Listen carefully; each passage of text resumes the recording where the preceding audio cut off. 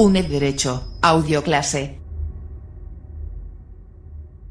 Sí quería hablarle de otras figuras tributarias. Tiene menos importancia que el impuesto sobre el valor añadido desde el punto de vista dogmático y desde el punto de vista cuantitativo, pero sí que tiene mucha importancia algunas de ellas, por ejemplo, para las comunidades autónomas.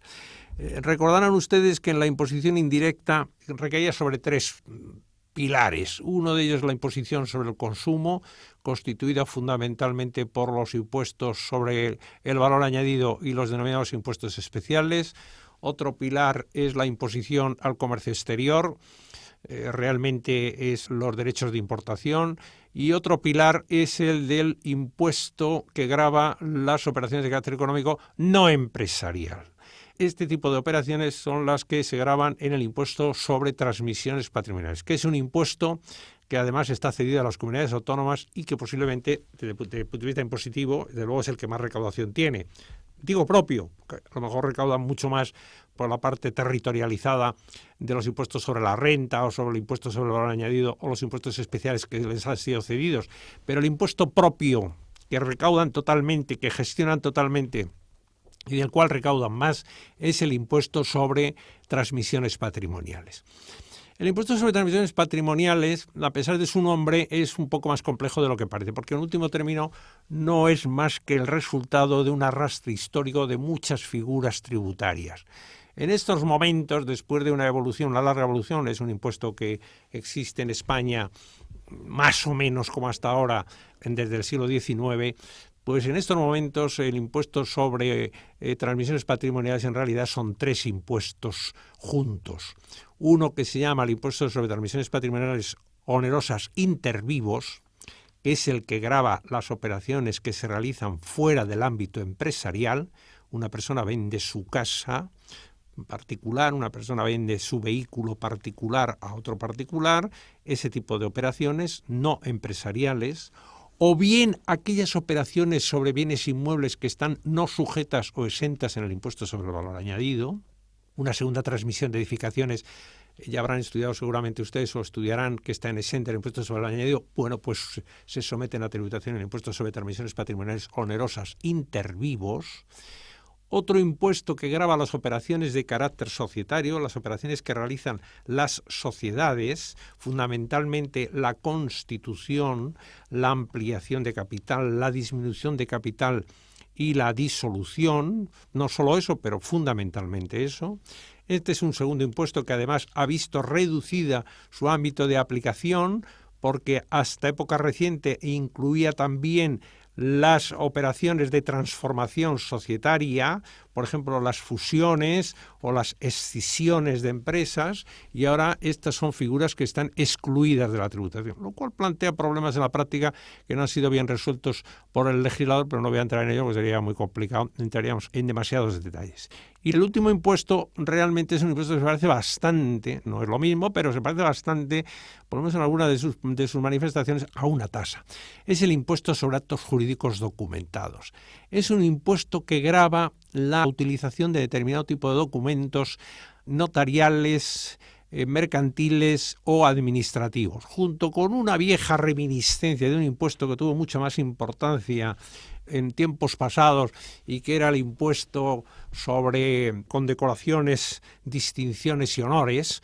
A uno cuando le daban una medalla, una cruz de San Raimundo de Peñafort o de Carlos III y tal, tenía que pagar un impuesto, salvo que en el decreto de concesión se dijera expresamente que estaba exento de tributación. Bueno, pues este es un impuesto que se ha ido reduciendo progresivamente y ahora solamente grava la transmisión de títulos nobiliarios. Y además también se ha simplificado. Antes era muy entretenido porque sabía uno los títulos que había en España. Pagaba uno un impuesto si le nombraban duque o transmitía la condición de duque, era distinto si era marqués, era distinto si era conde o vizconde, etcétera, etcétera. Todo se ha unificado. Ahora la única distinción que existe es si tiene grandeza o no tiene grandeza de España. Bueno, es una reminiscencia histórica y además suele suceder que el rey, cuando concede estos títulos nobiliarios, normalmente, si tiene usted la curiosidad, cuando vean que el rey da la merced de nombrar, de dar un título nobiliario a alguna persona, lo normal es que declare exenta la concesión y la primera transmisión suele también declararla exenta. Luego ya las segundas transmisiones que paguen. Así que cuando la señora duquesa de Alba fallezca y transmita todos sus títulos, pues sus herederos tendrán que pagar este impuesto que, repito, responde a reminiscencias históricas. Los más importantes son, se pueden ustedes imaginar, los impuestos anteriores, el de transmisiones patrimoniales onerosas intervivos y el de operaciones societarias. Decirles que estos impuestos tienen unas relaciones entre sí un poco peculiares. Repito que son tres: transmisiones patrimoniales onerosas intervivos, operaciones societarias, actos jurídicos documentados. Los dos primeros son incompatibles entre sí, de tal manera que una operación o está sujeta a transmisiones patrimoniales onerosas intervivos o está sometida a operaciones societarias. No puede estar simultáneamente sometido a ambos tributos. Si teóricamente pudiera pensarse que estaban sometidos a los dos, la ley no dice cuál es el que prevalece, pero según la doctrina oficial, la doctrina de la Dirección General de Tributos, se considera que prevalece el de operaciones societarias porque es mucho más específico y entonces lo considera ley especial frente al impuesto sobre transmisiones patrimoniales onerosas intervivos, que lo considera general y por lo tanto, digamos, de aplicación supletoria. Donde hay incompatibilidades entre uno y otro, que las hay en algún caso. Y el impuesto sobre actos jurídicos documentados tiene dos partes, sobre todo en lo que se llaman los documentos notariales, que es lo más importante.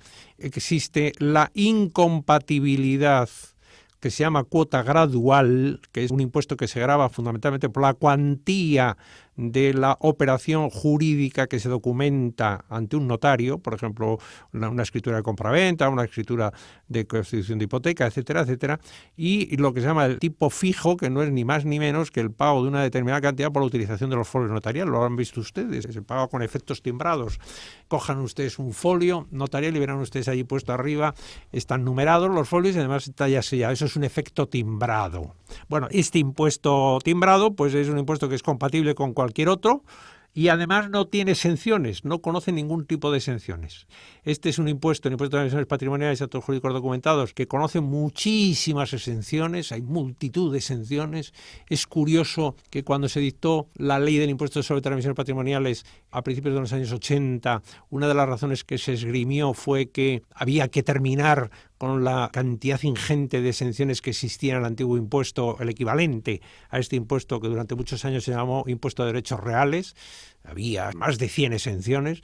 Bueno, pues resulta que este impuesto, que nació teóricamente para gravar todo tipo de operaciones, ha ido acumulando exenciones tras exención, tras exención, tras exención, y en estos momentos ni siquiera el texto refundido es capaz de recoger todas. Se remite a las leyes especiales. Hay multitud de exenciones en esta materia. Por citarles ustedes un ejemplo, algo que es muy frecuente: están exentas las transmisiones de bienes que se produzcan como consecuencia de la celebración y sobre todo de la disolución de los matrimonios. Por citarles ustedes un ejemplo. Entonces, cuando una persona se divorcia o se separa, pues entonces la adjudicación de los bienes que se hagan, la disolución de las sociedades gananciales o las transmisiones que se hagan con ocasión de la disolución del matrimonio, pues están exentas de este impuesto. Por citarles un ejemplo. Hay muchísimos ejemplos. Otros impuestos indirectos. Están los impuestos especiales. Los impuestos especiales son impuestos que gravan también el consumo, pero lo graban en una sola fase, en vez de ser como el impuesto sobre el valor añadido, que gravaba, lo han visto ustedes, cada una de las fases de la producción, pues aquí solo se grava en una fase. Es normalmente la fase de la fabricación. Lo que pasa es que la fabricación está entendida en los impuestos especiales de una manera muy complicada, tremendamente complicada. Se considera fabricación la salida del producto al mercado, no cuando se fabrica, y son los viejos, proceden fundamentalmente de las viejas regalías o rentas reales que tradicionalmente eran sobre el tabaco y sobre el alcohol y que modernamente se les ha añadido los hidrocarburos. Son fundamentalmente los tres grandes impuestos. Tienen la peculiaridad estos tres grandes impuestos de que están armonizados también, de tal manera que es la Unión Europea la que establece las reglas esenciales de aplicación de estos tres tributos, y luego se les añaden otro tipo de impuestos especiales que no están armonizados, que la Unión Europea no los impone, sino que se establece, por ejemplo, sobre la electricidad o sobre la fabricación del carbón, etcétera, etcétera, o sobre las operaciones de seguros, que son ya impuestos por eso específicos de España. Insisto en que lo peculiar de este impuesto es el concepto de la fabricación. La fabricación es la salida del producto al mercado, no cuando materialmente se produce, sino cuando sale al mercado. Es decir, el alcohol, pues el alcohol solo cuando se comercializa, es decir, no cuando se fabrica el alcohol. Mientras esté en los almacenes de quien fabrica el alcohol, pues está en lo que la ley llama régimen suspensivo. Solo cuando sale al mercado y cuando se transmite para ser utilizado ya en el mercado es cuando se somete a tributación. Lo mismo sucede con los hidrocarburos, lo mismo sucede con el tabaco, lo mismo sucede con la electricidad. Y el último de los impuestos indirectos está constituido por los impuestos que gravan el tráfico exterior. Y son fundamentalmente impuestos sobre la importación. No hay en estos momentos, que yo recuerde, impuestos a la exportación. Durante muchos años, yo no sé por qué, nunca lo supe, pero había un par de impuestos a la exportación. Uno de ellos era los productos materiales de férricos. No sé por qué, estaban sometidos a tributación, la exportación, pero ahora ya prácticamente no existe. Son todos impuestos a la importación. La exportación no está sometida a tributación, no solamente no está sometida a tributación, sino saben ustedes que además da derecho a la devolución de todas las cuotas soportadas de IVA en el interior. Lo que se trata es que las mercancías salgan libres al mundo exterior porque ya se les gravará cuando lleguen al destino. Decir dos cosas de los derechos de importación. Primero, es un impuesto comunitario, hasta el punto de que las tarifas son comunitarias. Establece los tipos de gravamen, los establece la Unión Europea, no los establece España. Se habla de importación, la entrada y la salida dentro del territorio aduanero europeo, que no coincide exactamente con la Unión Europea, porque hay determinados territorios que forman parte de la Unión Europea, porque son de los países que forman parte de la Unión Europea, pero sin embargo están fuera de la Unión aduanera. Por ejemplo, en España están fuera de la Unión aduanera las Islas Canarias, Ceuta y Melilla. Y hay pequeños territorios en Inglaterra, por ejemplo, las Islas del Canal, están fuera del territorio aduanero, algún pequeño territorio en Italia, en las islas de ultramar en Francia, esas no forman parte del ámbito aduanero. Bueno, entonces repito que es la entrada dentro del territorio aduanero, es decir, una mercancía que viene de Estados Unidos, llega a Francia y viene a España. Cuando pasa de Francia a España ya no soporta derechos a la importación, lo ha soportado cuando ha llegado de Estados Unidos a Francia. De Francia a España pagará el impuesto sobre valor añadido como operación intracomunitaria en su caso, pero ya no pagará el impuesto sobre importación, porque lo ha pagado cuando ha entrado de Estados Unidos a Francia. Todo el territorio de la Unión Europea, el territorio aduanero, se considera un territorio interior y solo las mercancías que salen o entran de ese territorio es las que están sometidas, sobre todo las que entran, están sometidas a este impuesto. Y otra cosa muy importante, la importación no es solo la entrada o no fundamentalmente la entrada física de las mercancías. El concepto de importación solo se aplica a entregas de bienes, a mercancías. No existe el concepto de importación de servicios. Eso es otra historia, no existe ese concepto. Solo se importan mercancías. Bueno, pues la importación no es solo la entrada física de las mercancías en territorio comunitario, sino además la entrada primero con autorización administrativa, porque la entrada de mercancías sin autorización administrativa es contrabando, se comete una infracción, que puede ser un delito, y luego con vocación de permanencia dentro del territorio de la Unión Europea, es decir, de incorporarse al mercado dentro de la Unión Europea, que sea objeto de transacción dentro de la Unión Europea.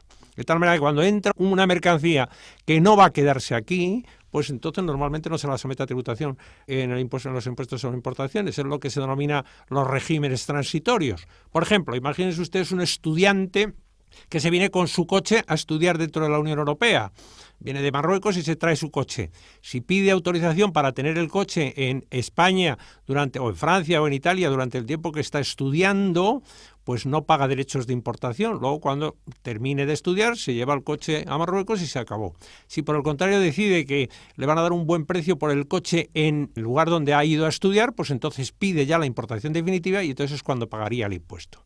Repito entonces que importación no es solo la entrada física, sino que es la entrada con autorización administrativa y la entrada con vocación de permanencia dentro del territorio de la Unión, para ser objeto de comercio dentro del territorio de la Unión. Y yo creo que con esto ya les he aburrido bastante por este curso. Les deseo a ustedes muy buenos exámenes y que saquen sobresaliente en Derecho Financiero y Tributario 2. No quiero volverles a ver, por su bien, no por el mío.